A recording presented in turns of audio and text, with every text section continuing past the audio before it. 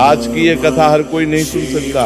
इसे पूरा वही भक्त सुन पाता है जिसके मन में भगवान शिव के लिए सच्चा प्रेम, सच्चा विश्वास और सच्ची भक्ति होती है। क्योंकि इस पवित्र कथा को सुनने मात्र से भगवान शिव की ऐसी विशेष कृपा प्राप्त होती है जो हर किसी के भाग्य में नहीं लिखी होती। शास्त्रों में कहा गया है कि इस कथा को जो भी श्रद्धा से सुन लेता है उसकी औलाद की गरीबी दूर हो जाती है, उसके बच्चों के ऊपर मंडराते कष्ट, बाधा, संकट सब राख हो जाते हैं। औलाद की लंबी उम्र, घर परिवार की समृद्धि, जीवन में शांति और सहजता, ये सब महादेव स्वयं प्रदान करते हैं। ये कथा है एक छोटे से धूल मिट्टी से सने गांव की, जहां जीवन की रफ्तार बहुत धीमी थी और जहां आशा की किरणें अक्सर बादलों के पीछे छिपी रहती थी। वह गांव जहां सूरज की पहली किरण के साथ मुर्गों की बांग सुनाई देती थी और शाम होते ही गहरा सन्नाटा छा जाता था।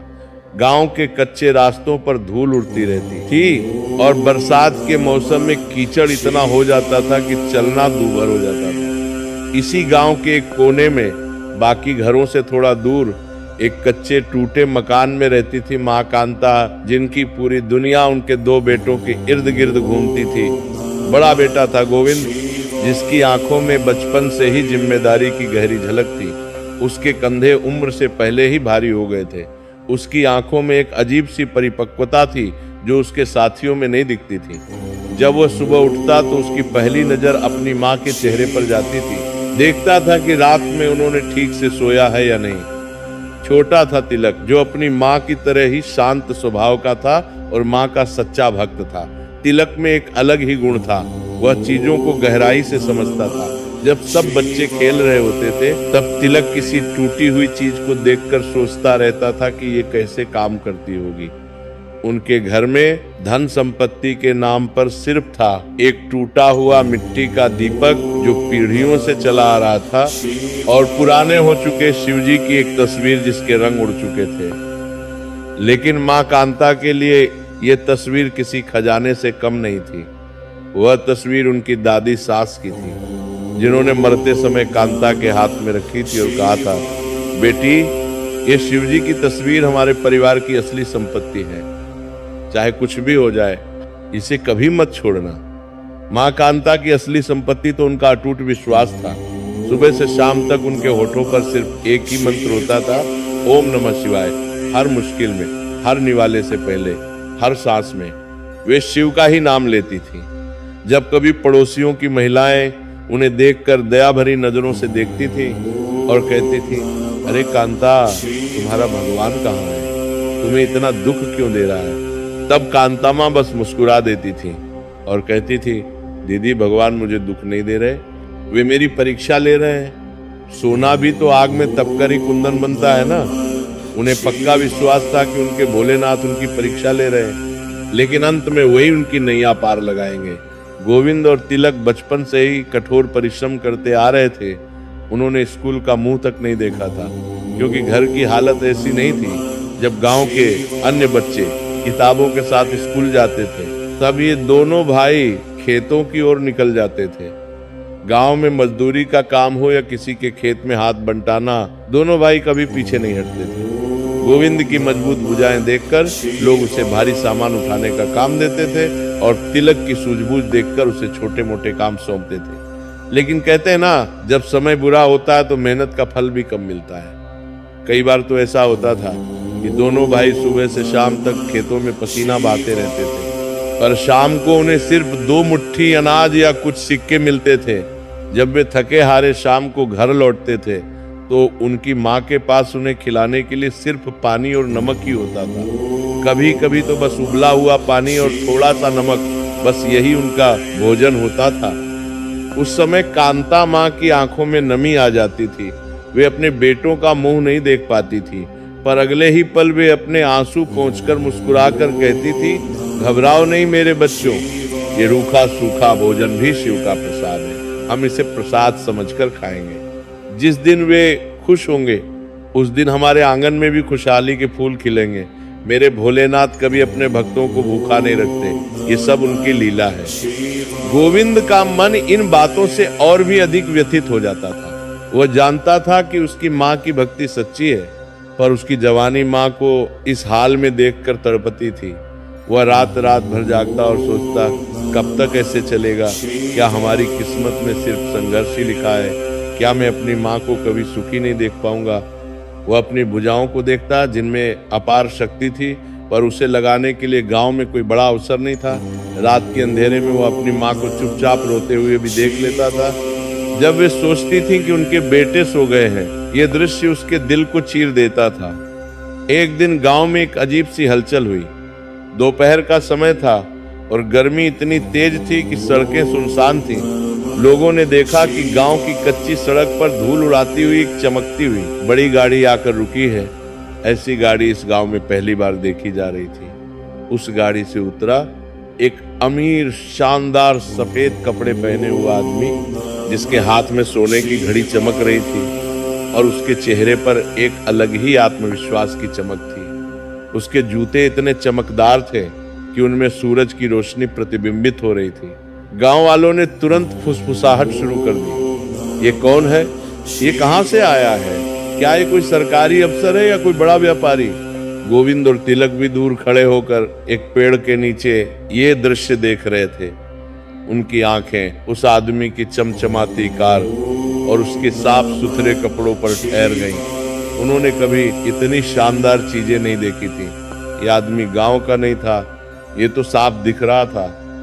जल्द ही पता चला कि वह आदमी पास के शहर से आया है, उस शहर का जिसका नाम उन्होंने सिर्फ कहानियों में सुना था, जहां बड़ी बड़ी इमारतें होती हैं, जहां बिजली 24 घंटे रहती है और जहां पैसा पेड़ों पर उगता है, ऐसा लोग मानते थे।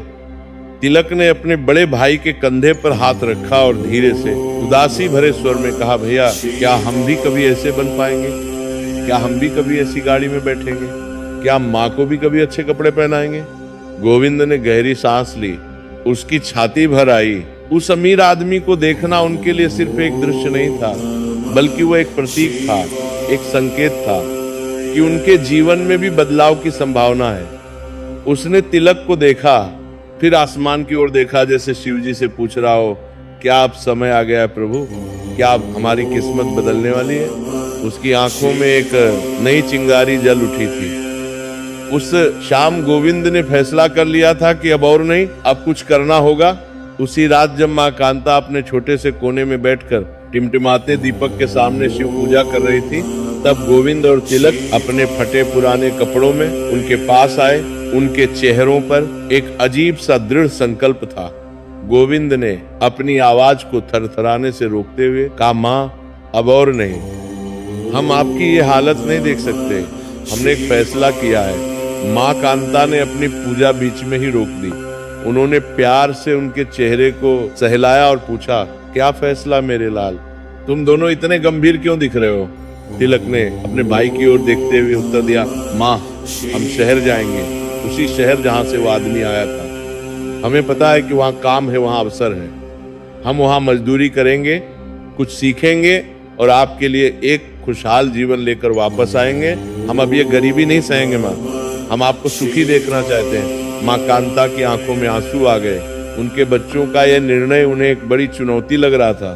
शहर एक माया जाल जैसा था, जहाँ उनके सीधे साधे बच्चे भटक भी सकते थे। वहाँ बुरी संगत, बुरे लोग और कई तरह के खतरे थे, पर उनके विश्वास ने उन्हें संबल दिया।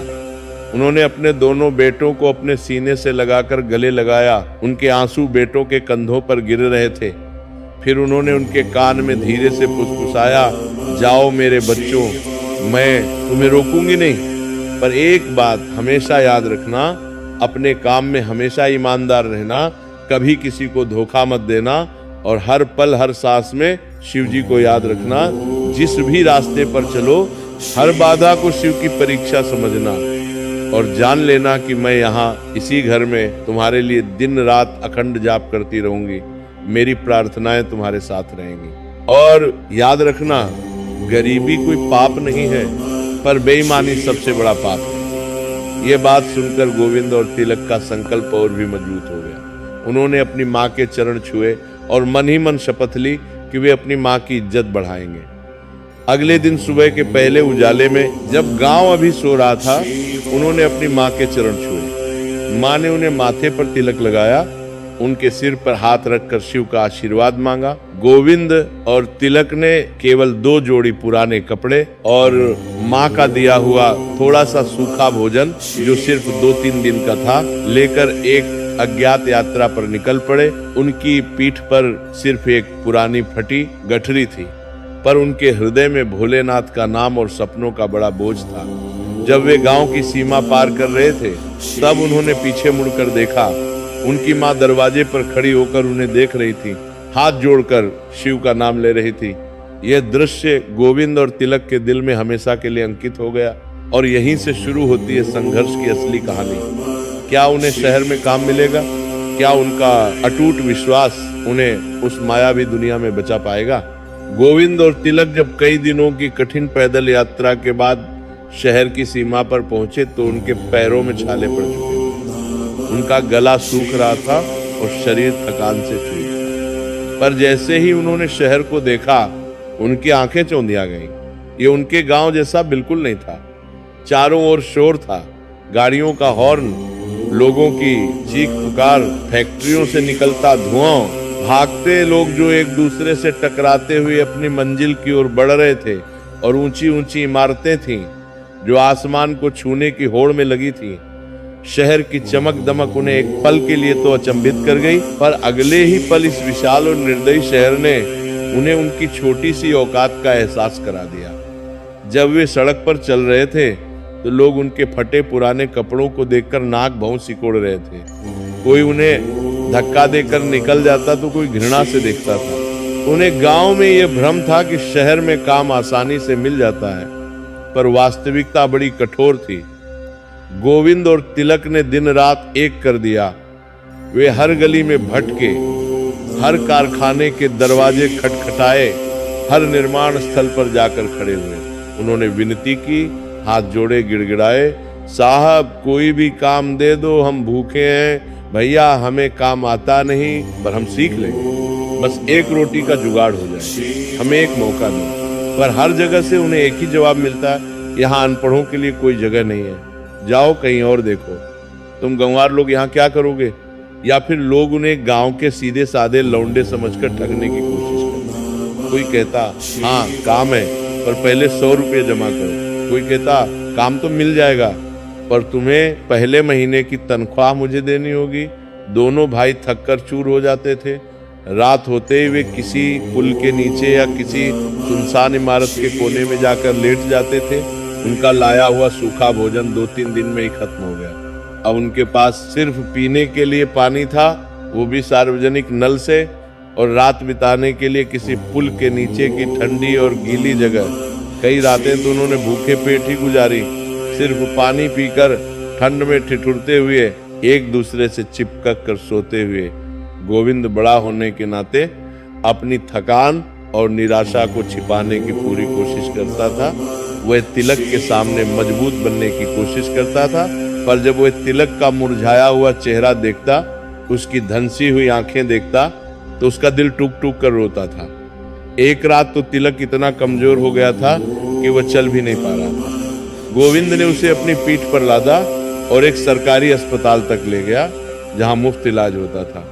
तिलक अक्सर उदास होकर आंखों में आंसू भरकर पूछता, भैया क्या माँ की प्रार्थनाएं बेकार गई?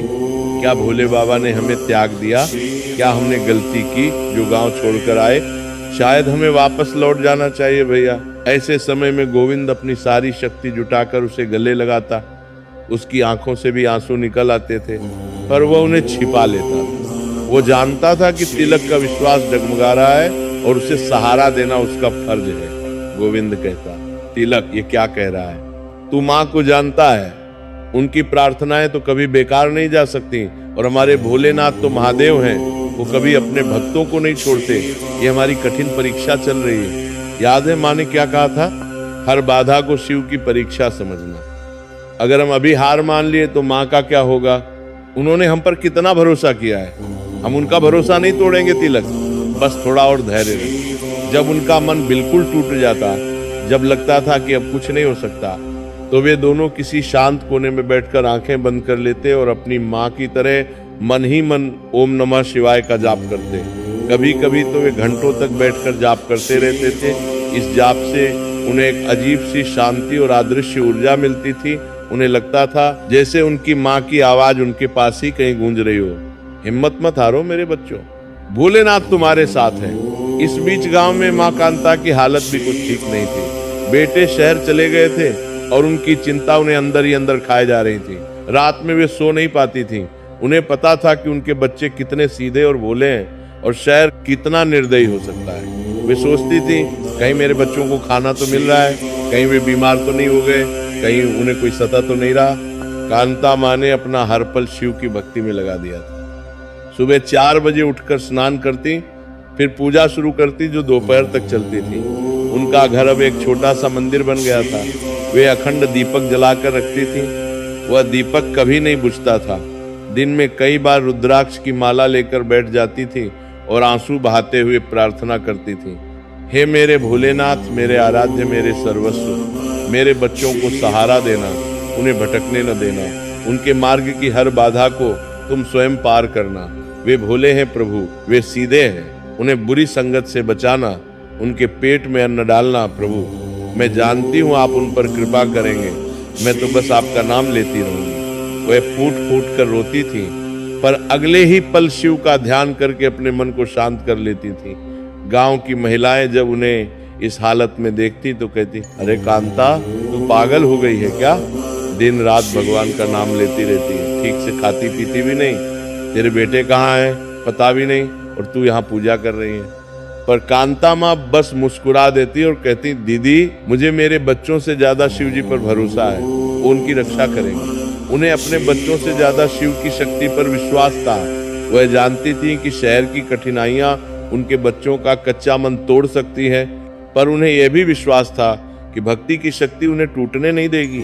माँ की अटूट प्रार्थना एक अदृश्य कवच बनकर दूर शहर में भटक रहे गोविंद और तिलक को हर खतरे से बचा रही थी। एक बार तो एक दुष्ट आदमी ने उन्हें बहकाकर गलत काम में फंसाने की कोशिश की थी, पर उस समय गोविंद को अपनी माँ का चेहरा याद आ गया और वे वहां से भाग निकले। एक शाम लगातार 10 दिनों तक काम की तलाश में असफल होने के बाद दोनों भाई एक खाली पड़ी टूटी फूटी इमारत के कोने में बैठे थे।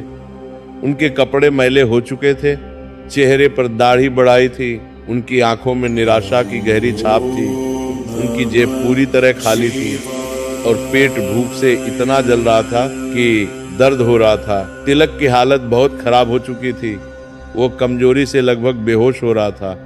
गोविंद ने अपनी निराशा में, अपने गुस्से में एक पत्थर उठाया और उसे जमीन पर पटकने ही वाला था कि उसे अपनी माँ का चेहरा याद आ गया, शांत, भक्ति में लीन और विश्वास से भरा हुआ। उसने पत्थर फेंक दिया, उसने अपनी आंखें बंद की और फिर से पूरी श्रद्धा से ओम नमः शिवाय का जाप शुरू कर दिया। तिलक भी कमजोरी के बावजूद उनके साथ जुड़ गया।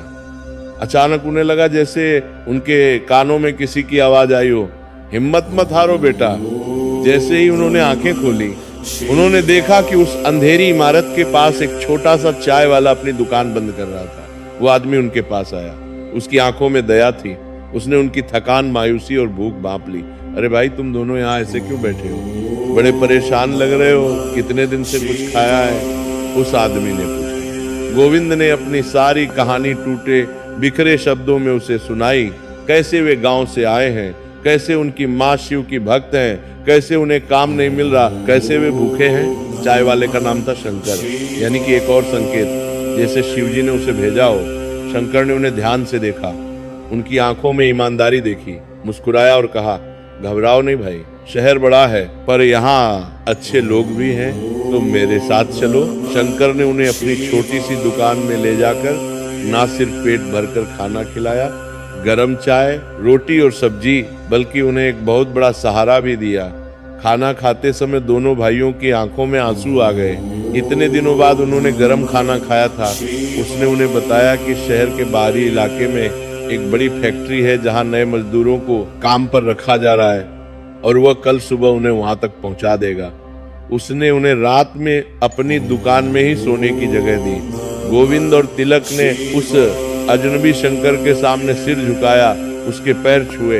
ये ईश्वरीय मदद थी, ये उन्हें साफ महसूस हो रहा था। उनकी माँ की प्रार्थनाएं काम कर रही थी। अब उनके पास एक दिशा थी, एक उम्मीद की किरण थी। अगले दिन सुबह वो दोनों भाई उस शंकर की मदद से शहर से कुछ दूर स्थित एक विशाल कारखाने के दरवाजे पर खड़े थे। उनके शरीर में अब भी थकान थी, कपड़े फटे हुए थे, पर उनके मन में एक नया उत्साह था, एक नई उम्मीद थी। गोविंद ने मन ही मन कहा, माँ, आपकी प्रार्थना काम कर रही है, अब हम हार नहीं मानेंगे। गोविंद और तिलक उस विशाल कारखाने के गेट के सामने खड़े थे। धुएं की गंध और मशीनों की भयानक गड़गड़ाहट से उन्हें थोड़ी घबराहट हो रही थी, पर अब पीछे हटने का कोई रास्ता नहीं था। ये कारखाना उनकी कल्पना से भी बड़ा था। लोहे के विशाल गेट, ऊंची ऊंची चिमनियां जिनसे काला धुआं निकल रहा था, और सैकड़ों मजदूर जो अंदर बाहर आ जा रहे थे। उन्होंने एक दूसरे को देखा, गहरी सांस ली, मन ही मन शिवजी का नाम लिया और अंदर की ओर कदम बढ़ाए। गेट पर एक मोटा ताजा चौकीदार बैठा था। उसने गोविंद और तिलक को देखकर घृणा से देखा। क्या है, क्या चाहिए तुम्हें? यहाँ भीख नहीं मिलती, भागो यहाँ से। गोविंद ने हाथ जोड़कर कहा, साहब, हमें काम चाहिए। शंकर भाई ने बताया कि यहाँ मजदूरों की जरूरत है। चौकीदार ने उन्हें ऊपर से नीचे तक देखा और फिर अंदर जाने का इशारा किया। सौभाग्य से उन्हें जल्द ही कारखाने में काम मिल गया। ये काम बहुत ही निचले स्तर का था। मशीनों के पास खड़े रहकर भारी सामान ढोना, कारखाने का कचरा साफ करना, लोहे के स्क्रैप को इकट्ठा करना और अन्य मजदूरों के छोटे मोटे काम करना। वेतन बहुत कम था, महीने के सिर्फ 500 रुपये, इतना कि बस पेट भर भोजन मिल जाए और रात में सोने के लिए कारखाने के पास की एक छोटी सी झुग्गी में जगह मिल जाए। पर ये उनके लिए अमृत के समान था। कम से कम अब उन्हें भूखा तो नहीं सोना पड़ेगा। उन्होंने उस काम को शिव की कृपा मानकर पूरी श्रद्धा से स्वीकार किया। जहां अन्य मजदूर काम चोरी करते, शिकायत करते या काम से जी चुराते, वहीं गोविंद और तिलक पूरी ईमानदारी और निष्ठा से काम करते। सुबह 6 बजे से रात 8 बजे तक 14 घंटे वे बिना थके काम करते रहते थे। गोविंद अपनी अपार शारीरिक शक्ति का उपयोग करता और जो भारी सामान 4 मजदूर मिलकर उठाते थे वो अकेले ही उठा लेता था। तिलक शांत दिमाग का होने के कारण मशीनों के संचालन को बड़े ध्यान से देखता रहता था। उनके दिमाग में हमेशा अपनी माँ कांता की बातें गूंजती रहती थी। ईमानदारी और निष्ठा ही तुम्हारी सबसे बड़ी संपत्ति है। जो काम करो उसे पूरे मन से करो, भगवान देख रहे हैं। कारखाने के मालिक ने जब 2-3 दिन में ही देखा कि ये दोनों नए मजदूर कितने मेहनती और ईमानदार हैं, तो वह खुश हुआ। उसने उन्हें थोड़ा अधिक वेतन देने का फैसला किया। वे दोनों भाई बहुत कम सोते थे। दिन में कठोर परिश्रम करने के बाद रात में जब सब सो जाते तो वे चुपके से उठकर कारखाने के पुराने फेंके हुए हिस्सों, टूटे फूटे कलपुर्जों को इकट्ठा करते। गोविंद ने देखा कि कारखाने में लोहे, स्टील और विभिन्न कलपुर्जों का काम होता है। हालांकि उन्हें मशीनों के बारे में कुछ खास जानकारी नहीं थी, पर तिलक का दिमाग बहुत तेज था और उसमें सीखने की अद्भुत क्षमता थी। तिलक, जो हमेशा शांत रहता था, अब धीरे धीरे मशीनों की भाषा समझने लगा था।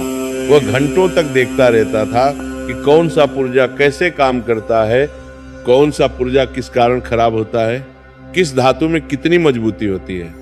वह छोटे मोटे बेकार पड़े कलपुर्जों को साफ करता और उन्हें वापस जोड़ने की कोशिश करता। कभी कभी तो रात के 2-3 बजे तक वह किसी टूटे हुए पुर्जे को समझने में लगा रहता था। ये उनका छिपा हुआ स्कूल था, उनकी गुप्त शिक्षा थी। गोविंद अपने छोटे भाई की लगन देखकर बहुत प्रसन्न होता। वो उसे हर संभव मदद करता। कभी किसी अनुभवी कारीगर से कोई बात सुन लेता तो आकर तिलक को बताता। कभी किसी पुर्जे के बारे में पूछताछ करता। धीरे धीरे तिलक ने मशीनों की बारीकियां सीख ली। उनके लिए ये काम सिर्फ पैसे कमाने का जरिया नहीं था, बल्कि ये हुनर सीखने का एक अनमोल अवसर था। कारखाने का एक वरिष्ठ कारीगर था जो अपनी कारीगरी के लिए बहुत मशहूर था। उसका नाम था दामोदर बाबू। वह 50 साल का था, अनुभवी था और स्वभाव से थोड़े कड़क थे। वे किसी को आसानी से सिखाते नहीं थे। उनका मानना था कि हुनर आसानी से नहीं सिखाया जाता, उसे मेहनत से सीखना पड़ता है। वे मजदूरों को अक्सर डांटते रहते थे और कहते थे तुम लोग सिर्फ पैसे के लिए काम करते हो, काम से प्यार नहीं करते। एक दिन जो गोविंद और तिलक के जीवन का महत्वपूर्ण मोड़ बनने वाला था, दामोदर बाबू की एक बहुत ही महत्वपूर्ण और महंगी मशीन अचानक खराब हो गई। ये मशीन कारखाने की उत्पादन की रीढ़ थी। इस मशीन के बिना पूरा काम ठप हो गया। बड़े बड़े कारीगरों ने, जिन्होंने वर्षों का अनुभव था, उसे ठीक करने की भरपूर कोशिश की, पर सफलता नहीं मिली। घंटों की मशक्कत के बाद भी मशीन चालू नहीं हुई। कारखाने का उत्पादन रुक गया, जिससे मालिक को भारी नुकसान हो रहा था। सबको चिंता होने लगी। मालिक गुस्से में था और धमकी दे रहा था कि अगर जल्द मशीन ठीक नहीं हुई तो सबको निकाल देगा। गोविंद और तिलक दूर खड़े होकर ये सब देख रहे थे। उनके मन में भी डर था, क्योंकि अगर कारखाना बंद हुआ तो उनका काम भी चला जाएगा। तिलक ने बड़े ध्यान से उस टूटे हुए पुर्जे को देखा, जिसे कारीगरों ने निकालकर अलग रख दिया था। उसकी आंखें उस पुर्जे पर केंद्रित हो गईं। उसने पिछले महीनों में जो कुछ सीखा था, उसके आधार पर उसे लगा कि शायद वह समस्या को समझ सकता है।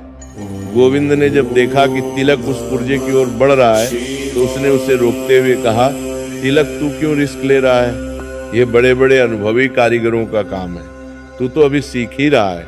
अगर कुछ गलत हो गया तो हमें नौकरी से निकाल देंगे। पर तिलक के मन में एक अजीब सा विश्वास था।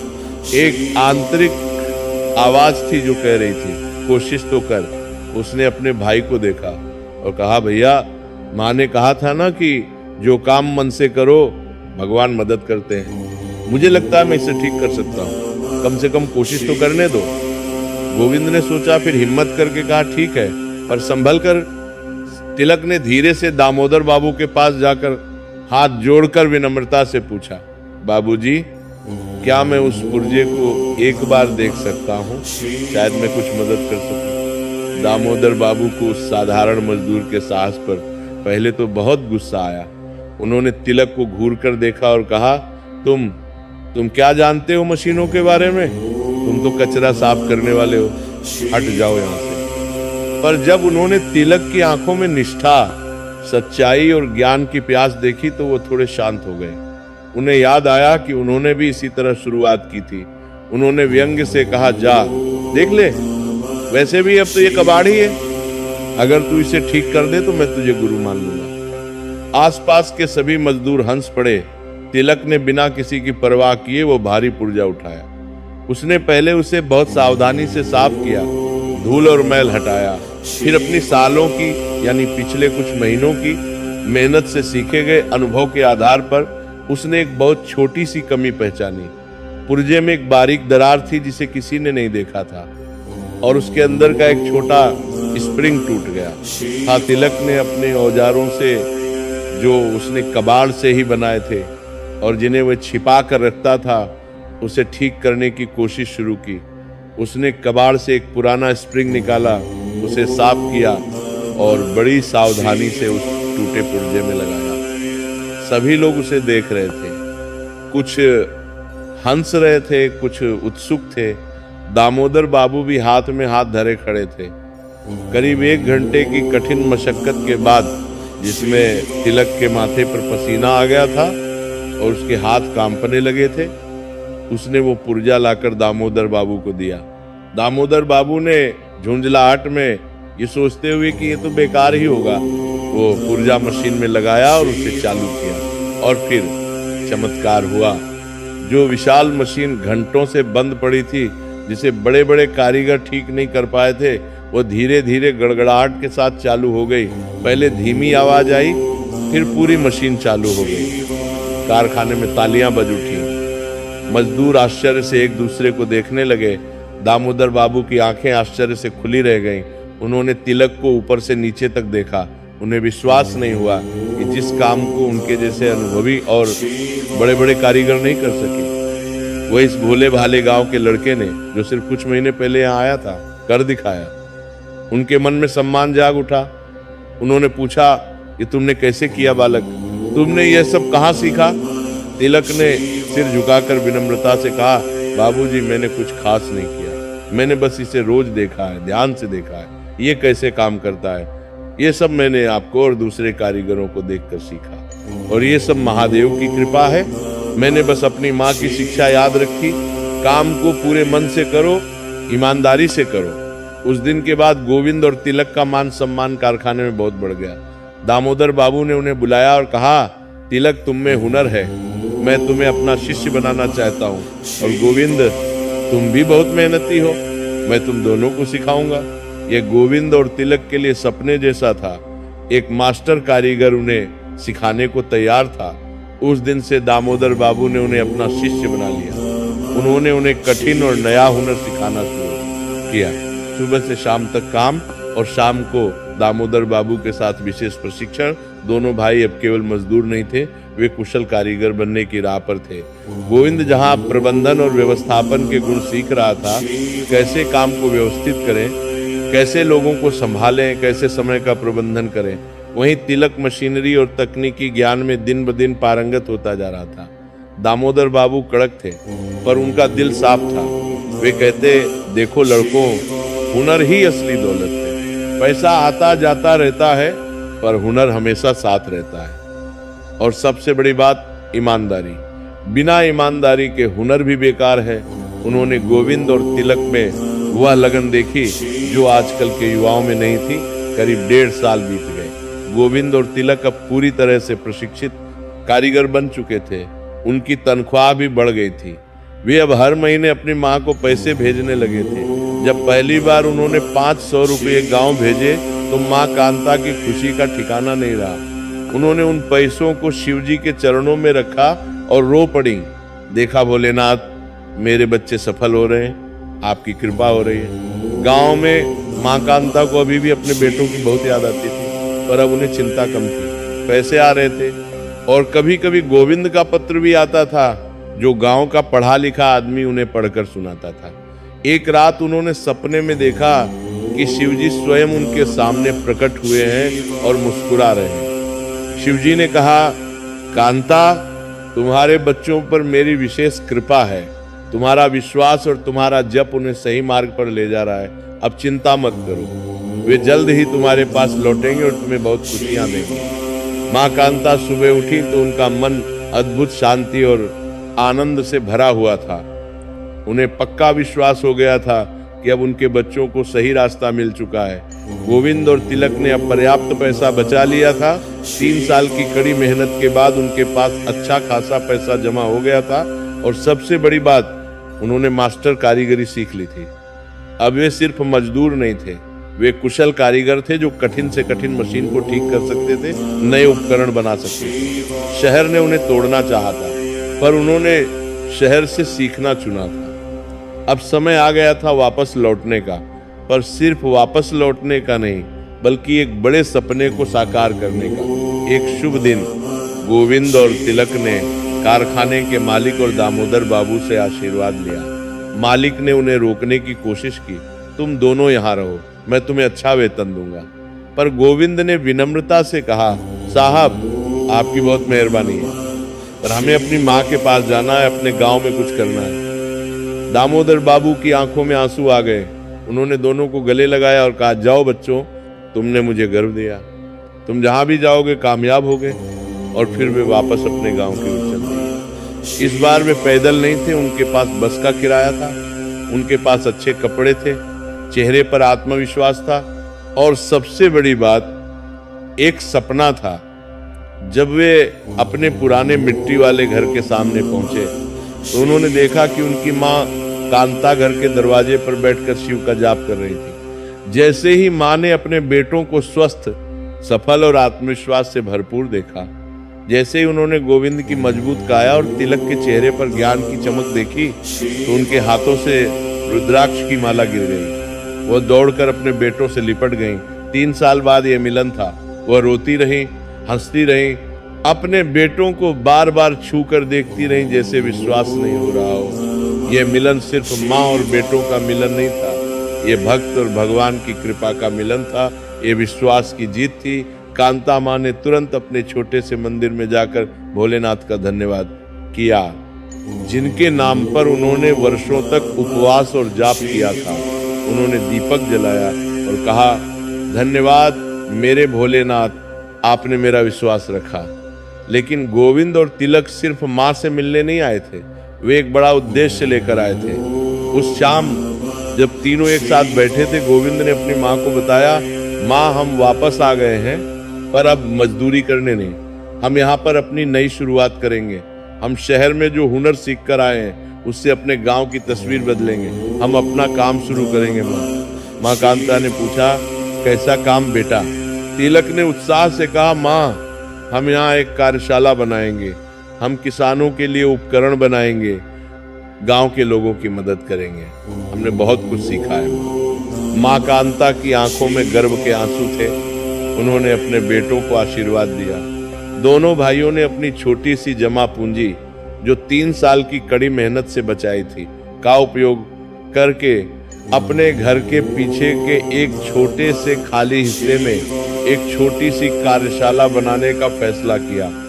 उन्होंने शहर से कुछ जरूरी औजार और छोटी मशीनें खरीदी।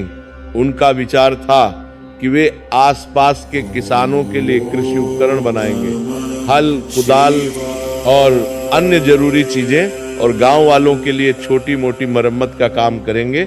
उन्होंने अपनी कार्यशाला का नाम रखा शिव शक्ति उद्योग, अपनी माँ की भक्ति और शिव जी की कृपा के सम्मान में। गांव वालों ने जब गोविंद और तिलक को अपने घर के पीछे धूल मिट्टी में पसीना बहाते हुए लोहे के साथ काम करते देखा तो शुरू में उन्होंने उनका खूब मजाक उड़ाया।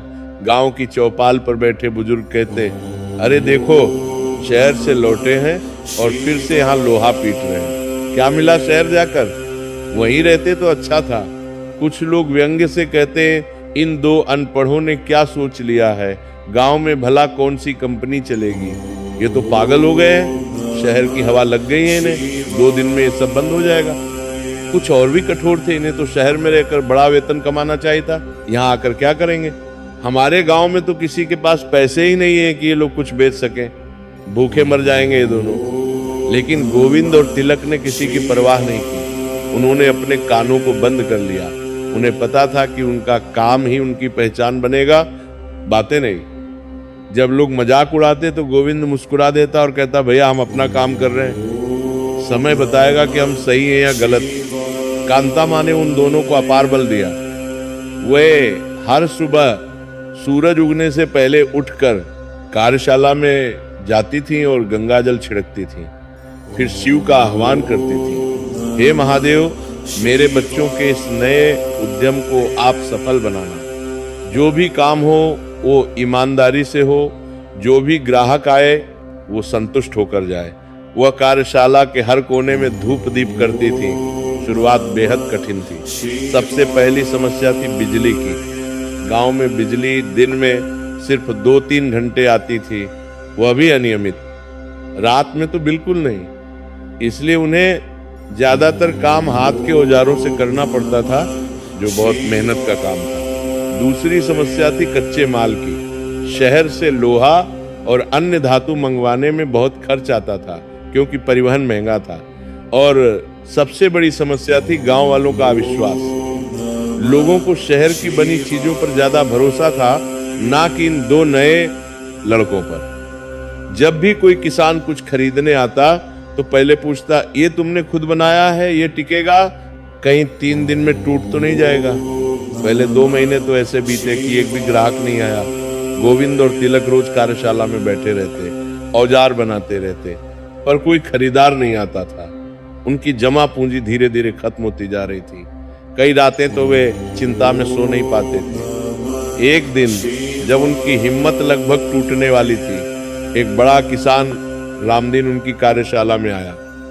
उसने कहा, देखो मुझे एक हल चाहिए, शहर से लाना बहुत महंगा पड़ता है, अगर तुम अच्छा बनाओगे तो मैं तुमसे खरीद लूंगा, पर देखना अच्छा होना चाहिए। ये गोविंद और तिलक के लिए पहला बड़ा अवसर था। उन्होंने दिन रात मेहनत करके, अपने पूरे ज्ञान का उपयोग करके एक उत्कृष्ट हल बनाया। उन्होंने अच्छे लोहे का इस्तेमाल किया, मजबूत जोड़ लगाए। तिलक ने हर पुर्जे को बड़ी सावधानी से बनाया। गोविंद ने उसे पॉलिश किया और चमकदार बनाया। जब वे हल रामदीन को देने गए तो उसने देखकर कहा, अच्छा तो लग रहा है, देखते हैं काम में कैसा रहता है। रामदीन ने कुछ दिन उसने दूरदार फरफरे थे हल का इस्तेमाल किया। पहले तो सब ठीक चल रहा था। गोविंद और तिलक को लग रहा था कि अब उनका काम चल पड़ेगा, पर एक सप्ताह बाद वो हल टूट गया। असल में हुआ यह था कि रामदीन ने हल को बहुत ही पथरीली और कठोर जमीन पर चलाया था, और वह भी बहुत तेज गति से। किसी भी हल के लिए यह बहुत कठिन था, पर हल टूट गया। रामदीन गुस्से में लाल पीला होकर कार्यशाला में आया। उसने जोर से चिल्लाते हुए कहा, तुम दोनों ने मेरा समय और पैसा बर्बाद कर दिया। मैंने तुम पर भरोसा किया और तुमने क्या दिया? 1 हफ्ते में ही टूट गया। तुम्हारी यह शिव शक्ति किसी काम की नहीं है। मैं सबको बता दूंगा कि तुम ठग हो। आसपास के लोग इकट्ठे हो गए, सब देखने लगे। गोविंद और तिलक पर यह आरोप एक बड़े वज्रपात जैसा था। उनकी पहली ही कोशिश में असफलता, उनका दिल बुरी तरह टूट गया। रात को दोनों भाई कार्यशाला में बैठकर अंधेरे में सोचते रहे। तिलक ने बहुत उदास होकर कहा, भैया, शायद गांव में काम शुरू करने का हमारा फैसला गलत था। शायद हमें शहर में ही रहना चाहिए था। अब तो सब लोग हमें ठग गए। गोविंद ने गहरी सांस ली। उसका मन भी टूट रहा था, पर वह जानता था कि अगर वो हार मान लिया तो तिलक भी टूट जाएगा। अब विश्वास दिखाने का समय था। उसने अपने छोटे भाई के कंधे पर हाथ रखा और कहा, तिलक, माँ ने क्या कहा था? हर बाधा को शिव की परीक्षा समझो। ये हमारी परीक्षा है, हम हारेंगे नहीं। कल सुबह हम रामदीन काका के पास जाएंगे और ये सब ठीक करेंगे। अगले दिन सुबह गोविंद उस किसान के पास गया। उसने बड़ी विनम्रता से, बिना किसी बहस के पूछा कि हल कहाँ और कैसे टूटा है। रामदीन ने गुस्से में बताया। गोविंद ने ध्यान से टूटे हल को देखा। उसने पाया कि हल उनकी कारीगरी के कारण नहीं, बल्कि किसान द्वारा बहुत कठोर जमीन पर और गलत तरीके से उपयोग करने के कारण टूटा था। इसके बावजूद गोविंद ने रामदीन से कोई बहस नहीं की, कोई बहाना नहीं बनाया। उसने हाथ जोड़कर कहा, काका, मैं मानता हूं कि हमारी चीज में कमी रही होगी। हम नए हैं, सीख रहे हैं। आप ये हल हमें वापस दे दीजिए। मैं इसे बिना कोई पैसा लिए आपके लिए नया बना दूंगा, और इस बार ये पहले से भी मजबूत होगा। मैं आपको ये वादा करता हूँ काका, और अगर ये फिर से टूटा तो आपके सारे पैसे वापस कर दूंगा। ये बात सुनकर रामदीन चौंक गया। उसके गुस्से में कमी आई। उसने अपनी लंबी जिंदगी में पहली बार किसी कारीगर या व्यापारी में इतनी ईमानदारी देखी थी। आमतौर पर तो लोग बहाने बनाते हैं, झगड़ा करते हैं, पर यह लड़का बिना बहस किए नया हल बनाने को तैयार था, वो भी मुफ्त में। उसने सोचा, शायद ये लड़के सच्चे हैं। गोविंद और तिलक ने रातों रात बिना सोए कठोर मेहनत करके एक नया हल बनाया। इस बार उन्होंने और भी बेहतर और मजबूत धातु का इस्तेमाल किया। तिलक ने हल को दोहरी मजबूती दी। उन्होंने हल के हर जोड़ को वेल्डिंग से मजबूत बनाया। 3 दिन की मेहनत के बाद एक ऐसा हल तैयार हुआ जो किसी भी जमीन पर काम कर सके। उन्होंने वो हल रामदीन को दिया और उससे विनती की, काका, इसे सही तरीके से इस्तेमाल करें। बहुत पथरीली जमीन पर धीरे चलाएं। यह हल आपको कभी निराश नहीं करेगा। रामदीन ने हल लिया और गांव के लोगों को भी बुलाया ताकि सब देखें। इस घटना ने गांव में तहलका मचा दिया। रामदीन ने नए हल को अपने खेत में आजमाया। इस बार हल ने शानदार काम किया। महीनों तक लगातार इस्तेमाल के बाद भी वह हल बिल्कुल मजबूत रहा। रामदीन पूरे गांव में गोविंद और तिलक की तारीफ करने लगा। वो चौपाल पर बैठकर कहता, देखो भाइयों, मैंने इन दोनों लड़कों को गलत समझा था। पहले हल की गलती मेरी थी। मैंने गलत तरीके से इस्तेमाल किया, पर इन लड़कों ने बिना बहस किए मुझे नया हल दिया। ऐसी ईमानदारी आजकल कहाँ मिलती है। अब से मैं सिर्फ शिव शक्ति उद्योग से ही सामान लूंगा। ये घटना पूरे गांव में और आसपास के कस्बों में फैल गई। लोगों को पहली बार लगा कि ये दोनों भाई सिर्फ व्यापार नहीं कर रहे, बल्कि सेवा भी कर रहे हैं। लोगों के मन में विश्वास जागा। धीरे धीरे उनके पास ग्राहक आने लगे। पहले 1, फिर 2, फिर 5। उनके बनाए उपकरण शहर के उपकरणों से भी अच्छे साबित होने लगे। क्यों? क्योंकि गोविंद और तिलक हर उपकरण में छोटी छोटी कमियां दूर करते थे। वे गांव के हर किसान से पूछते थे, काका, आपको क्या परेशानी होती है? आपकी जमीन कैसी है? फिर उसी के हिसाब से उपकरण बनाते थे। ये कस्टमाइजेशन शहर की दुकानों में नहीं मिलता था। शिव शक्ति उद्योग अब एक नाम बन चुका था। उनकी कार्यशाला में अब हर दिन ग्राहक आने लगे थे। गोविंद और तिलक की कमाई बढ़ने लगी, पर सफलता का रास्ता कभी आसान नहीं होता। जब उन्हें थोड़ी सफलता मिली तो गांव के कुछ अमीर और ईर्ष्यालु लोग उनसे जलने लगे। गांव का सबसे अमीर आदमी था धर्मपाल। वह अपनी दौलत और रुतबे के घमंड में चूर रहता था। उसकी अपनी पुरानी दुकान थी, जहां वह शहर से लाकर महंगे और कई बार घटिया उपकरण बेचता था। वह किसानों से मनमाना दाम वसूलता था, क्योंकि गांव में और कोई विकल्प नहीं था, इसलिए लोग मजबूरी में उससे ही खरीदते थे। लेकिन अब गोविंद और तिलक की वजह से धर्मपाल का व्यापार चौपट हो रहा था। लोग अब उसकी महंगी दुकान से सामान नहीं खरीद रहे थे, वे सीधे शिवशक्ति उद्योग जा रहे थे, जहां कम दाम में बेहतर क्वालिटी मिल रही थी। धर्मपाल के अहंकार को बड़ी ठेस लगी। वो सोचता था, ये दो गरीब के लड़के मेरे व्यापार में बाधा डाल रहे हैं, मैं इन्हें सबक सिखाऊंगा। धर्मपाल ने गोविंद और तिलक को बर्बाद करने की ठान ली। उसने सोचा कि अगर इन दोनों को कच्चा माल ही नहीं मिलेगा तो ये काम कैसे करेंगे। सबसे पहले उसने गांव के उन व्यापारियों से संपर्क किया जो गोविंद और तिलक को लोहा और अन्य कच्चा माल सप्लाई करते थे। धर्मपाल ने उन्हें मोटी रकम देकर कहा, देखो, अगर तुमने उन दोनों को माल दिया तो तुम्हारा भी नुकसान होगा। मैं तुम्हें अच्छे पैसे देता हूं, बस उन्हें माल मत दो।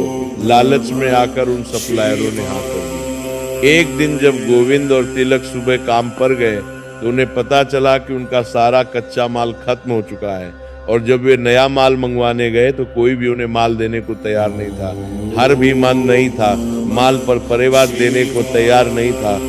व्यापारी अलग अलग बहाने बना रहा था, माल नहीं है, दाम बढ़ गए हैं, अभी नहीं दे सकते। गोविंद ने चिंता में तिलक से कहा, तिलक, ये क्या हो रहा है? सारे रास्ते अचानक कैसे बंद हो गए? कल तक तो सब ठीक था। तिलक, जो शांत दिमाग का था, ने सोचकर उत्तर दिया, भैया ये कोई संयोग नहीं, ये किसी की साजिश है, और मुझे लगता है धर्मपाल का काम है। गोविंद को भी ये बात समझ आ गई। उसने धैर्य रखते हुए धर्मपाल के पास जाकर विनम्रता से बात करने की कोशिश की। उसने कहा, धर्मपाल जी, अगर हमसे कोई गलती हुई है तो माफ कर दीजिए। हम तो बस अपना काम कर रहे हैं, आप भी करिए, हम भी करेंगे, दोनों के लिए जगह है। पर धर्मपाल ने घमंड से उन्हें अपमानित किया। उसने कहा, जाओ, अपनी उस टूटी फूटी कार्यशाला को बंद करो और वापस शहर में जाकर मजदूरी करो। ये व्यापार तुम गरीबों के बस का नहीं है। मैं इस गांव का सबसे बड़ा व्यापारी हूं, तुम मेरा मुकाबला नहीं कर सकते। गोविंद को बहुत गुस्सा आया। उसकी मुट्ठियां भिंचवान को मिलाना गई। वह धर्मपाल को मारने को हुआ, पर तभी उसे अपनी मांग की बात याद आई। बेटा, गुस्सा विनाश का पहला कदम है, हमेशा शांति रखो। उसने गहरी सांस ली और वहां से चला आया। जब दोनों भाई निराश होकर घर लौटे तो कांता माँ ने उन्हें देखा। वो तुरंत समझ गई कि उन्हें किसी दैवीय परीक्षा का सामना करना पड़ रहा है। कांता माँ ने उन्हें बैठाया, अपने हाथ से ठंडा पानी पिलाया और बड़े प्यार से कहा, मेरे बच्चों, जब तुम सही रास्ते पर चलते हो तो बाधाएं जरूर आती हैं, और बाधाएं जितनी बड़ी होंगी सफलता भी उतनी बड़ी होगी। याद रखो, आग में तपकर ही सोना कुंदन बनता है। अब तुम लोग उदास क्यों हो? जाओ, मेरे शिव से प्रार्थना करो और अपनी बुद्धि का इस्तेमाल करो। भोलेनाथ तुम्हें रास्ता दिखाएंगे। माँ की बातों में अटूट बल था, अपार शक्ति थी। गोविंद और तिलक ने रात भर शिवजी के सामने बैठकर ध्यान किया। वे ओम नमः शिवाय का जाप करते रहे। सुबह होते होते तिलक के दिमाग में एक नया विचार आया, एक समाधान सूझा। तिलक ने उत्साह से कहा, भैया, मुझे रास्ता मिल गया। अगर गांव में हमें कच्चा माल नहीं मिल रहा तो हम सीधे शहर क्यों न जाएं? हमने वहां 3 साल काम किया है। हम दामोदर बाबू को जानते हैं, कारखाने के मालिक को जानते हैं। अगर हम सीधे बड़े व्यापारियों से माल खरीदें तो हमें कम दाम पर भी मिलेगा, और धर्मपाल कुछ नहीं कर पाएगा। उसका गांव में भले जोर चले, और शहर में तो नहीं चलेगा ना। ये विचार क्रांतिकारी था।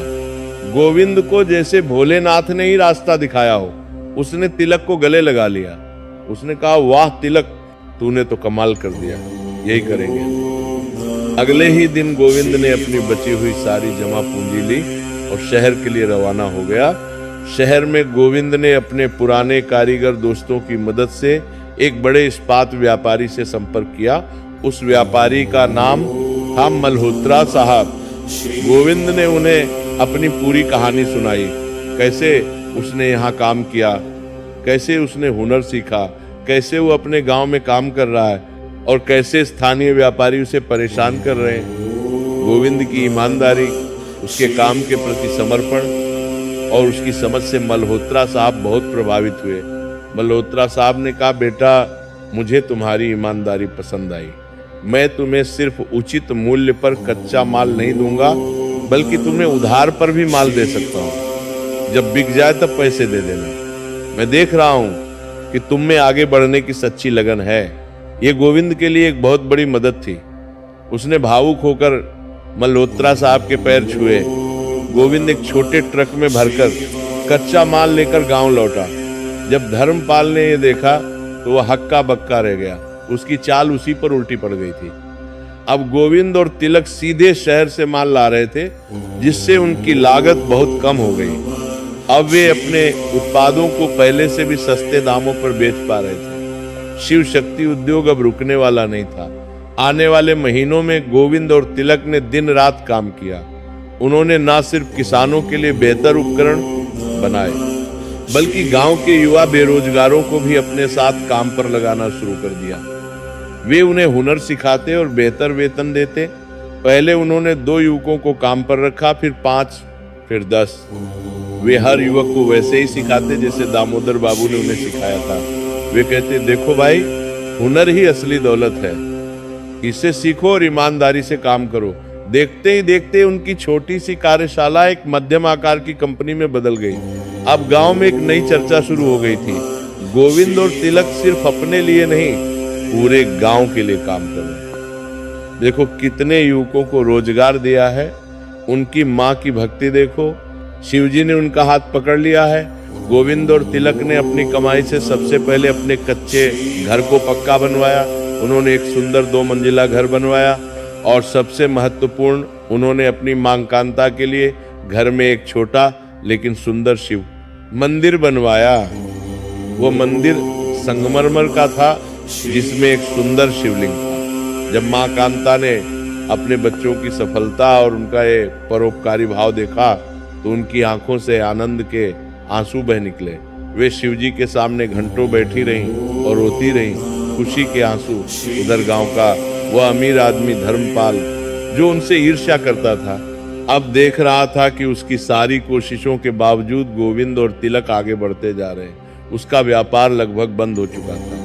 धर्मपाल की अमीरी अब सिर्फ ईर्ष्या और पछतावे में सिमट कर रह गई थी, जबकि गोविंद और तिलक की ईमानदारी ने उन्हें जनता का अपार में सम्मान दिला दिया था।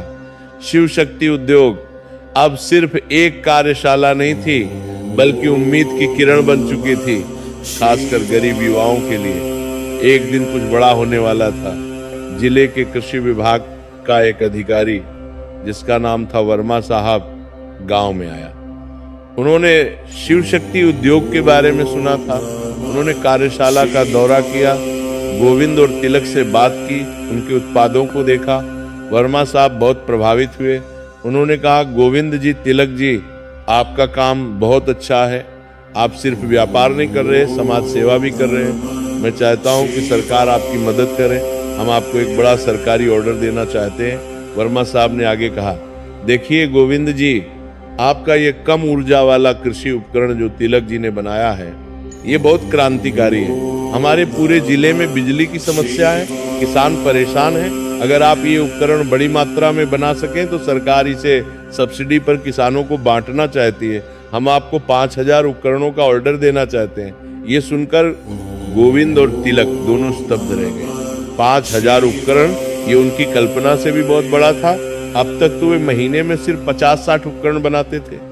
गोविंद ने पूछा, साहब, ये तो बहुत बड़ा ऑर्डर है, पर हमारे पास इतनी बड़ी मशीनें नहीं हैं, ना ही इतने कारीगर हैं। वर्मा साहब ने मुस्कुराते हुए कहा, इसीलिए तो मैं आपसे कह रहा हूँ, सरकार आपको सब्सिडी देगी, बैंक से लोन मिलने में मदद करेगी। आप अपनी कार्यशाला को बड़ी फैक्ट्री में बदल सकते हैं, पर शर्त यह है कि उत्पादन 6 महीने में शुरू हो जाना चाहिए और 1 साल में पूरा ऑर्डर डिलीवर करना होगा। गोविंद और तिलक ने एक दूसरे को देखा। ये उनके कार्यशाला के दौर को लिए जीवन का सबसे बड़ा अवसर था। ये सिर्फ बड़ा व्यापार नहीं था, बल्कि पूरे क्षेत्र की सेवा करने का मौका था। तिलक ने कहा, साहब हम ये काम करेंगे, भगवान की कृपा से हम पूरा करेंगे। वर्मा साहब प्रसन्न हुए और उन्होंने आवश्यक कागजात देकर कहा, बहुत अच्छे, मैं आपकी मदद करूंगा। पर यह काम करना कहने से कहीं ज्यादा कठिन था। गोविंद और तिलक को बहुत बड़ी मात्रा में उत्पादन करना था, जिसके लिए उन्हें बड़ी बड़ी मशीनें लगानी थी, फैक्ट्री का विस्तार करना था और ज्यादा मजदूर रखने थे। सबसे बड़ी समस्या थी पैसे की। उनके पास इतना पैसा नहीं था कि वे इतनी बड़ी मशीनें खरीद सकें। जब ये बात गांव में फैली कि शिव शक्ति उद्योग को सरकारी ऑर्डर मिला है, तो लोग खुश हुए। पर वहीं धर्मपाल फिर से सक्रिय हो गया। उसने देखा कि अगर ये काम सफल हो गया तो गोविंद और तिलक बहुत बड़े बन जाएंगे। उसका अहंकार फिर जाग उठा। उसने गांव में जहर फैलाना शुरू किया। वह चौपाल पर बैठकर कहता, अरे जाग करने को लोग कार में, भैयों ये दोनों लड़के ये बड़ा सरकारी काम नहीं कर पाएंगे। इनके पास ना तो पैसा है ना ही अनुभव है।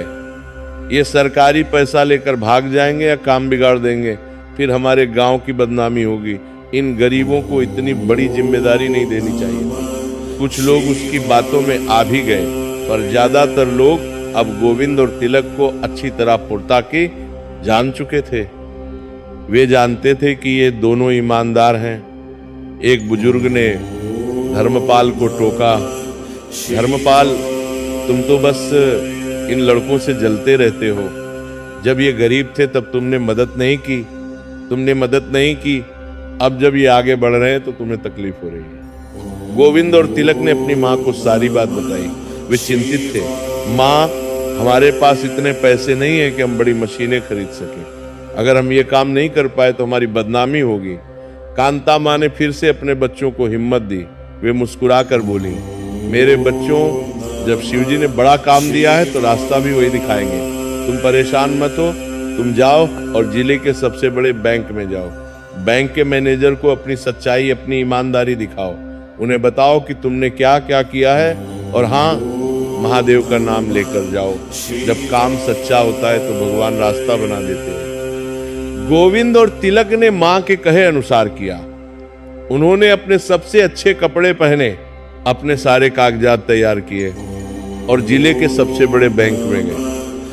बैंक का प्रबंधक था मिश्रा जी, एक सख्त लेकिन ईमानदार आदमी।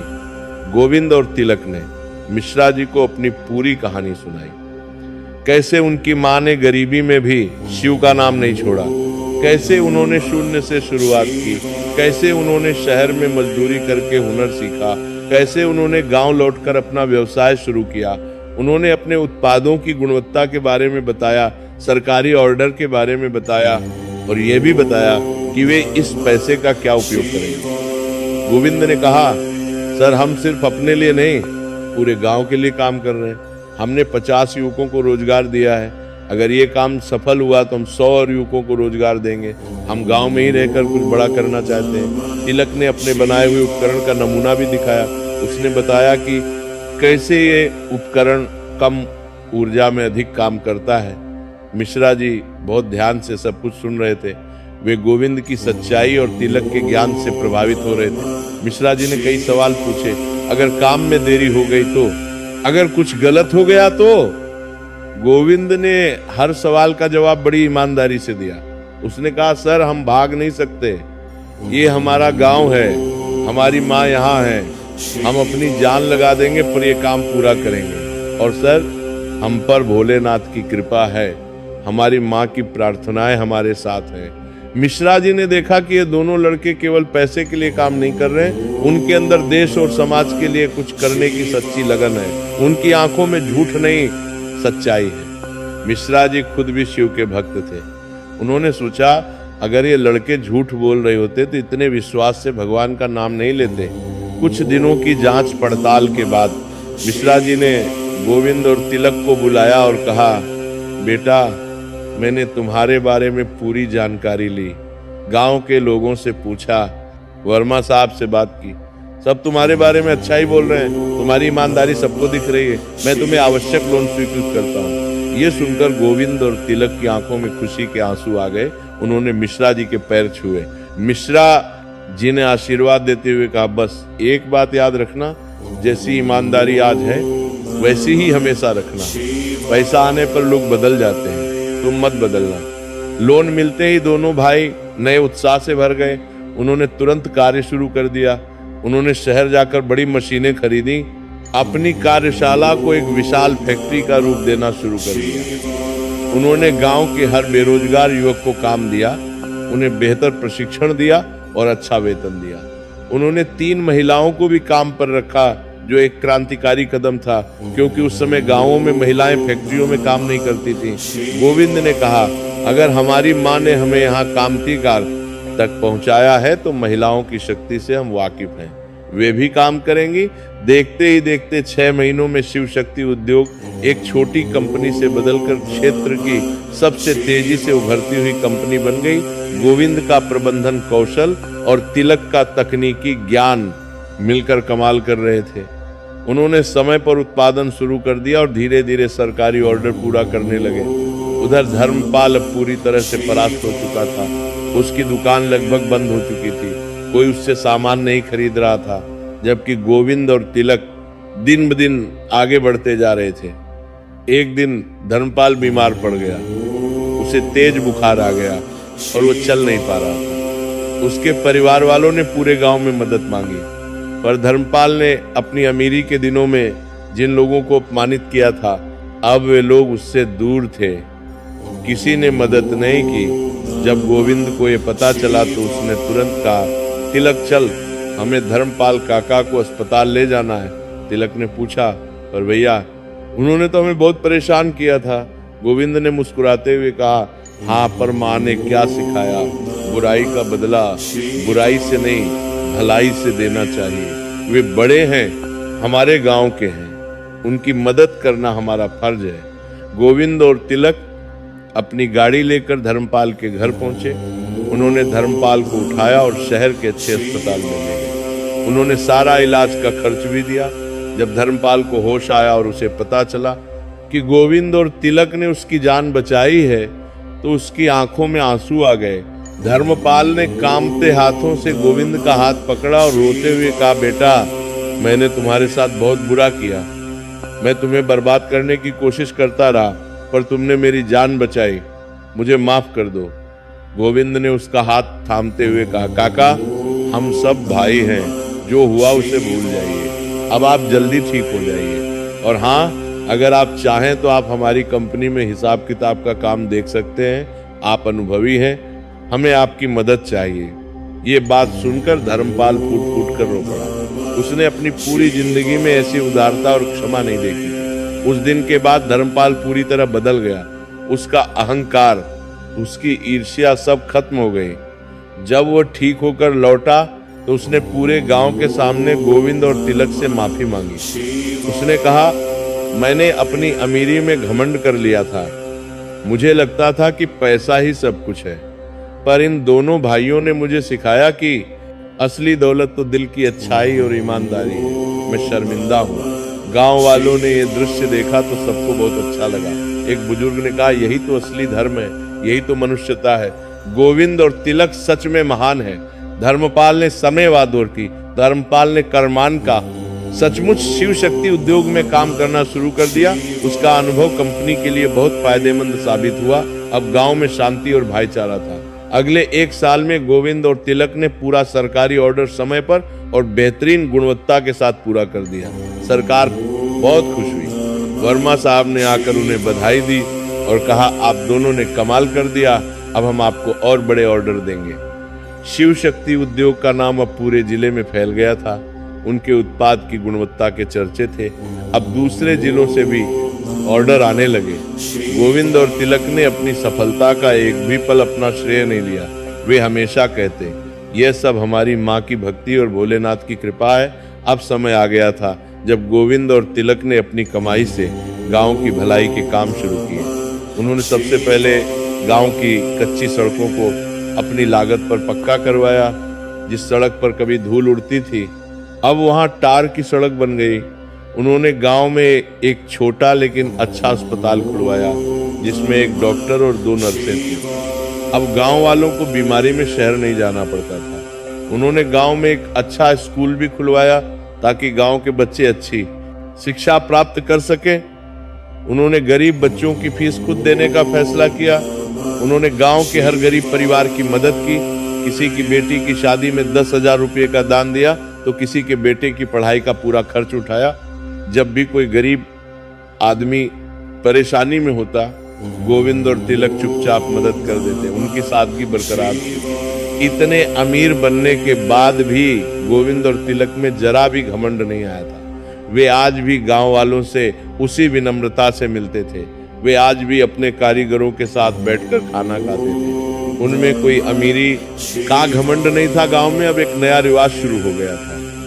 जब कोई बड़ा फैसला लेना होता या किसी को सलाह चाहिए होती तो लोग गोविंद, तिलक और सबसे ज्यादा माँ कांता के पास आते थे।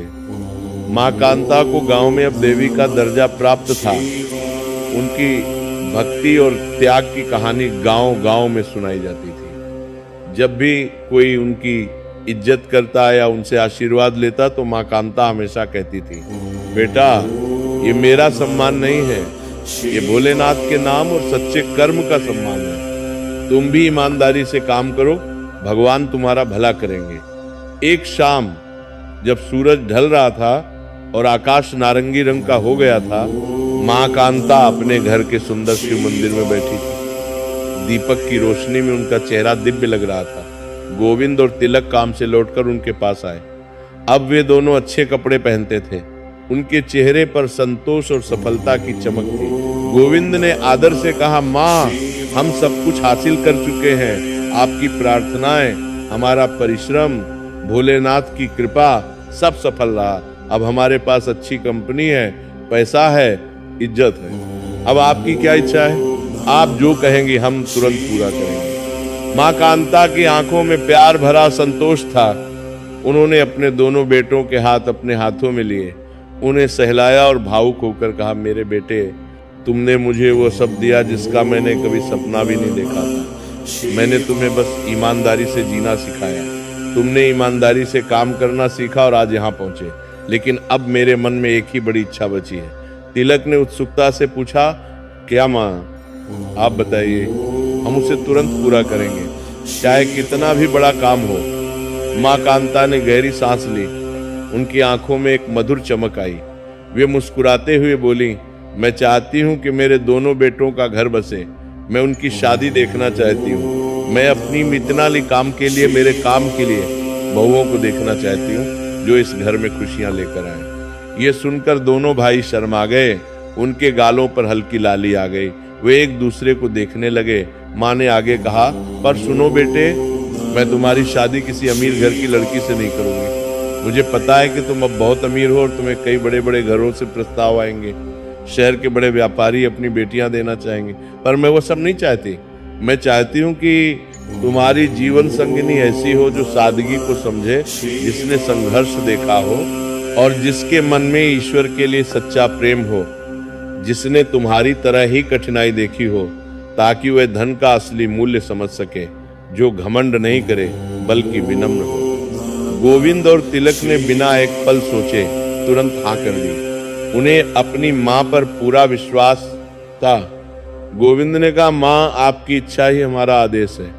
आप जिस लड़की को चुनेंगी हम उसी से विवाह करेंगे। हमें किसी अमीर घर की लड़की नहीं चाहिए, हमें वही चाहिए जो आपको पसंद हो।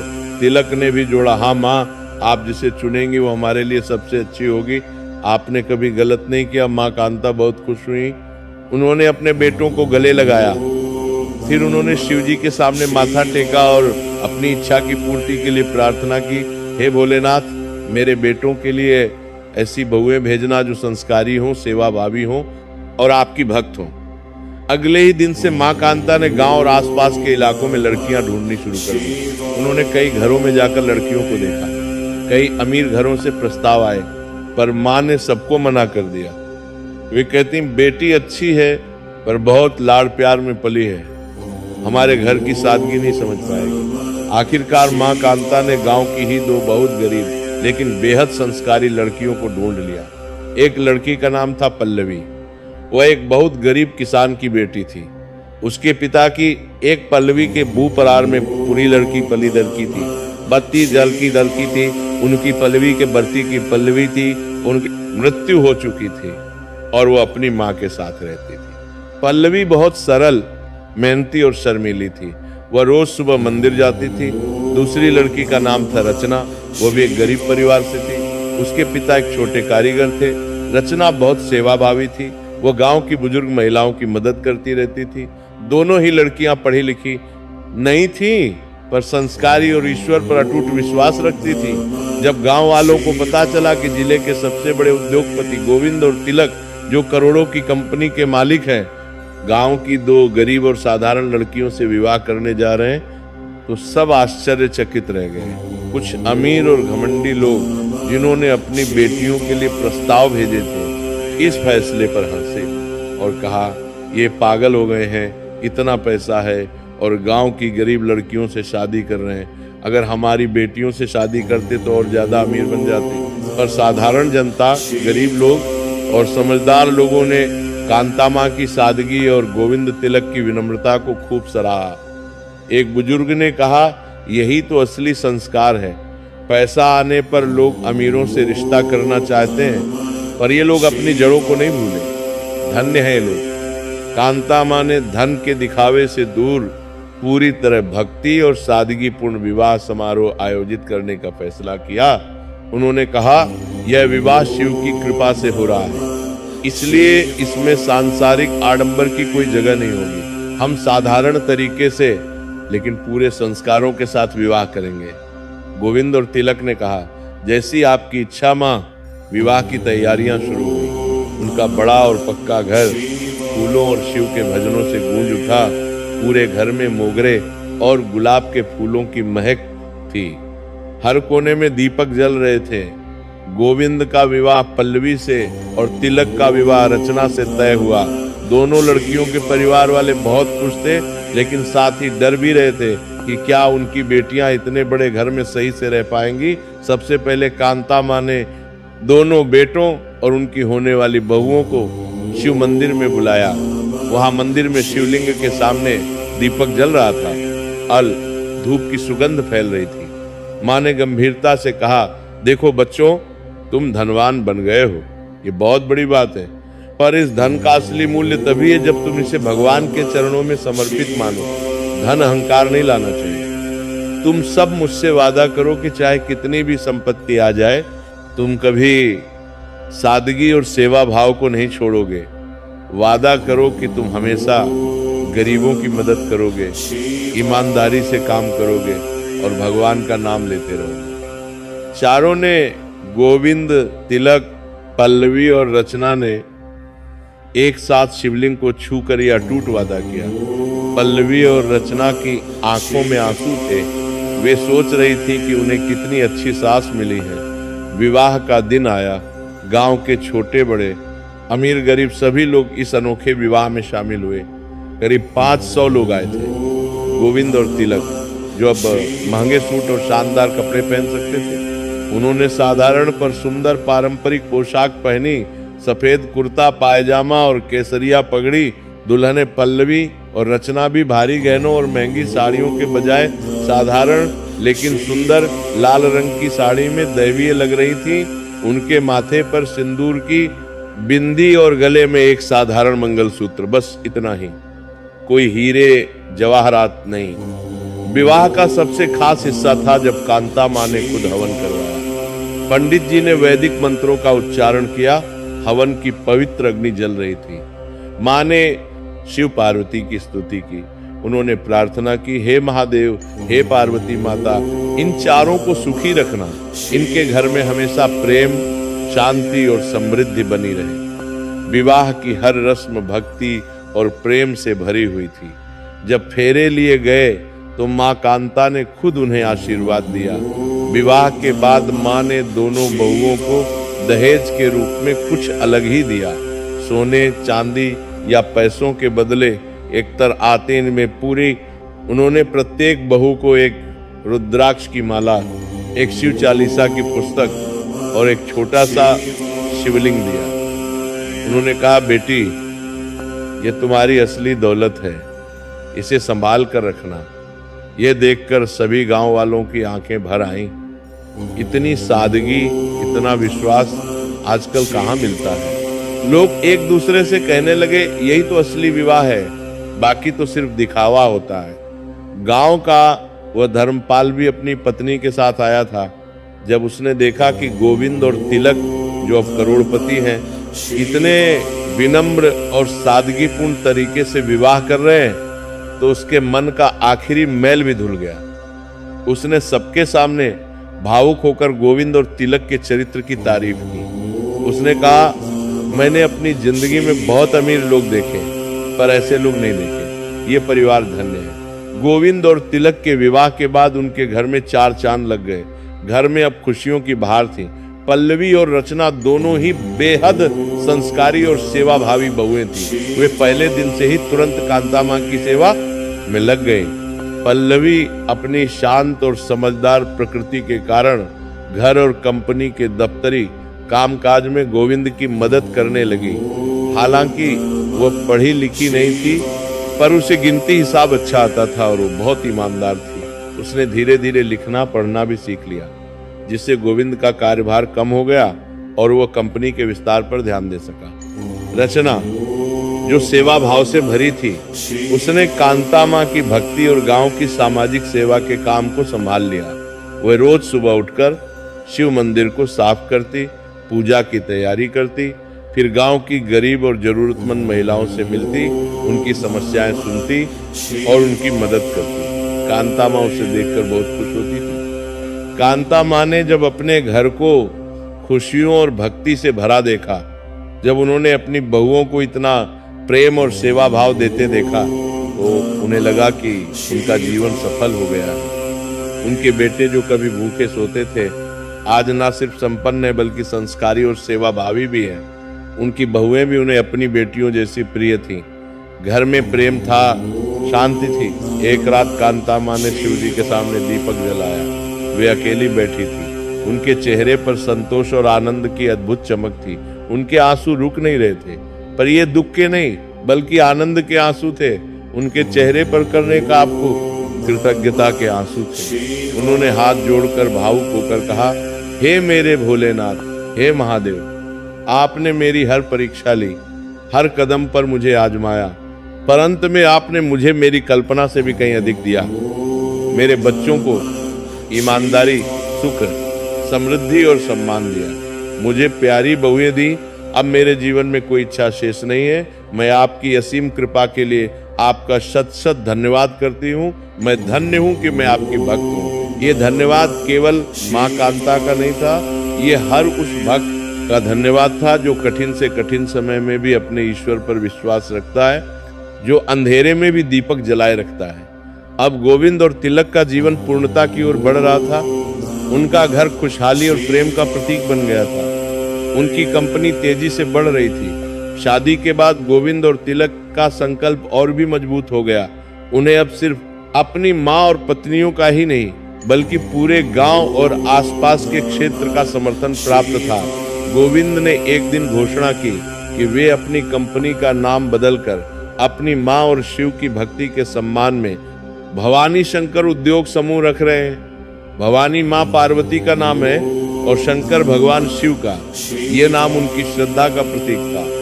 गोविंद और तिलक ने अब पूरे देश के बाजार पर ध्यान केंद्रित किया। तिलक के अद्वितीय नवाचार जैसे कम ऊर्जा वाले उपकरण, मजबूत और टिकाऊ कृषि यंत्र और गोविंद के ईमानदार प्रबंधन के कारण उनकी कंपनी देश भर में तेजी से फैलने लगी। उनकी सबसे बड़ी ताकत थी उनकी गुणवत्ता और ईमानदारी। वे कभी भी मुनाफे के लिए गुणवत्ता से समझौता नहीं करते थे। उनके उत्पादों की वारंटी सबसे लंबी होती थी और अगर कोई समस्या होती तो तुरंत बदल दिया जाता था। और सबसे बड़ी बात, वे अपने कर्मचारियों को परिवार मानते थे।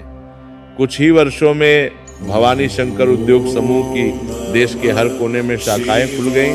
उन्होंने न सिर्फ कृषि उपकरण बनाए बल्कि छोटे उद्योगों के लिए मशीनें, घरेलू उपकरण और ऐसे कई अन्य उत्पाद भी बनाए जो आम आदमी के जीवन को आसान बनाते थे। जो कंपनी एक टूटी फूटी कार्यशाला से शुरू हुई थी, वह अब देश की प्रमुख कंपनियों में से एक बन चुकी थी। कंपनी का नाम ईमानदारी और भारतीय संस्कृति के प्रतीक के रूप में लिया जाता था। यह सफलता सिर्फ व्यावसायिक नहीं थी, बल्कि नैतिक भी थी। गोविंद और तिलक को देश के कई सर्वोच्च सम्मानों से नवाजा गया। राज्य सरकार ने उन्हें सर्वश्रेष्ठ उद्योगपति का पुरस्कार दिया। उन्हें राष्ट्रीय स्तर पर युवा उद्यमी का सम्मान मिला। जब वे बड़े बड़े समारोहों में जाते, मंच पर खड़े होते, तो भी अपनी साधारण वेशभूषा और विनम्रता से सबका दिल जीत लेते थे। वे अपनी सफलता का श्रेय हमेशा अपनी मां कांता और भगवान शिव को देते थे। वे मंच से कहते, मैं जो कुछ भी हूँ अपनी माँ की भक्ति और भोलेनाथ की कृपा से। मेरी माँ ने मुझे ईमानदारी सिखाई और भगवान ने रास्ता दिखाया। गांव का नाम भी अब बदल गया था। सरकार ने उस गांव का नाम शिवपुरी रख दिया, क्योंकि यहाँ से भक्ति और सफलता की ऐसी कहानी निकली थी। ये कथा हमें कई महत्वपूर्ण सीख देती है। सबसे पहली सीख है कि सफलता सिर्फ पैसों से नहीं नापी जाती, बल्कि चरित्र और विश्वास से नापी जाती है। गोविंद और तिलक के पास शुरू में कुछ नहीं था, पर उनके पास ईमानदारी थी, मेहनत थी और सबसे बड़ी बात विश्वास था। दूसरी सीख है मां कांता का चरित्र, जो हमें सिखाता है कि अटूट विश्वास और भक्ति में कितनी अपार शक्ति होती है। जब सारे रास्ते बंद हो जाते हैं, जब अंधेरा घिर जाता है, तब भी ईश्वर का नाम हमें मार्ग दिखाता है। उनकी भक्ति ने उनके बेटों के लिए एक अदृश्य कवच का काम किया। तीसरी सीख है कि कठोर परिश्रम, नया हुनर सीखने की लगन और सबसे महत्वपूर्ण ईमानदारी किसी भी गरीबी को हरा सकती है। गोविंद और तिलक ने शहर की चमक दमक में भटकना नहीं सीखा, बल्कि सीखना चुना। उन्होंने हर परिस्थिति को अवसर में बदला। चौथी सीख है कि धन आने पर घमंड नहीं करना चाहिए। गोविंद और तिलक ने अमीर बनकर भी अपनी जड़ें नहीं भुलाई। उन्होंने अपनी संपत्ति का उपयोग समाज की भलाई के लिए किया। यही कारण था कि उन्हें पैसे से ज्यादा सम्मान मिला। पांचवी सीख है कि असली खुशी दौलत में नहीं, बल्कि प्रेम, संस्कार और सादगी में है। उनका विवाह इसका जीता जागता उदाहरण था। आज भी शिवपुरी गांव में लोग गोविंद और तिलक की कहानी अपने बच्चों को सुनाते हैं। वे कहते हैं, देखो बेटा, ये सच्ची कहानी है। ये दोनों भाई कभी हमारी तरह ही गरीब थे, पर उन्होंने हार नहीं मानी। उन्होंने भगवान पर विश्वास रखा और मेहनत की। आज वे कहाँ हैं? उनकी कंपनी भवानी शंकर उद्योग समूह एक अमर उदाहरण है कि अगर आप अपने कर्मों में निष्ठा रखें, अगर आप ईमानदार रहें, अगर आप भगवान पर विश्वास रखें, तो भगवान शिव की कृपा आपको गरीबी की धूल से उठाकर सफलता के शिखर तक पहुंचा सकती है। अंत में मां कांता, जो अब बहुत बुजुर्ग हो चुकी हैं, आज भी अपने शिव मंदिर में रोज पूजा करती हैं। वे हमेशा एक ही बात कहती हैं, मेरे बच्चों ने जो कुछ भी पाया है वो सिर्फ भोलेनाथ की इच्छा थी। उन्होंने उन्हें कठिन परीक्षाएं दी, पर कभी त्यागा नहीं। भगवान हर किसी को देखते हैं, बस धैर्य रखो और सच्चाई का मार्ग अपनाओ। आज भवानी शंकर उद्योग समूह का मुख्यालय देश की सबसे प्रतिष्ठित इमारतों में से एक है, पर उस इमारत के सबसे ऊपरी मंजिल पर एक छोटा लेकिन अत्यंत सुंदर शिव मंदिर बना हुआ है। गोविंद और तिलक ने नियम बनाया है कि हर सोमवार को कंपनी के सभी कर्मचारी, चाहे वे किसी भी धर्म के हों, वहां 10 मिनट के लिए शांति और आत्मचिंतन के लिए आते हैं। वहां एक पट्टिका लगी है जिस पर लिखा है, यह कंपनी एक गरीब विधवा मां की भक्ति, 2 भाइयों की मेहनत और भगवान शिव की कृपा से बनी है। जो भी यहाँ काम करे वो ईमानदारी, विनम्रता और सेवा भाव को अपना मार्गदर्शक बनाए। गोविंद और तिलक के बच्चे भी अब बड़े हो रहे हैं। माँ कांता उन्हें वही संस्कार दे रही हैं जो उन्होंने अपने बेटों को दिए थे। वे नन्हे बच्चों को रोज सुबह मंदिर ले जाती हैं और कहती हैं, बेटा, तुम्हारे पास आज जो कुछ भी है वो भगवान की देन है, इसे कभी अपना अहंकार मत बनाओ। ये कहानी हमें सिखाती है कि जीवन में चाहे कितनी भी बड़ी कठिनाइयां क्यों ना आए, अगर हम अपने विश्वास को नहीं छोड़ते, अगर हम ईमानदारी से मेहनत करते हैं और अगर हम भगवान पर श्रद्धा रखते हैं, तो कोई भी लक्ष्य असंभव नहीं है। ओम नमः शिवाय। ये कहानी माँ कांता की अटूट भक्ति, गोविंद और तिलक के संघर्ष और भगवान शिव की कृपा का प्रमाण है। यह दर्शाती है कि सच्ची सफलता धन में नहीं बल्कि चरित्र, संस्कार और सेवा भाव में होती है।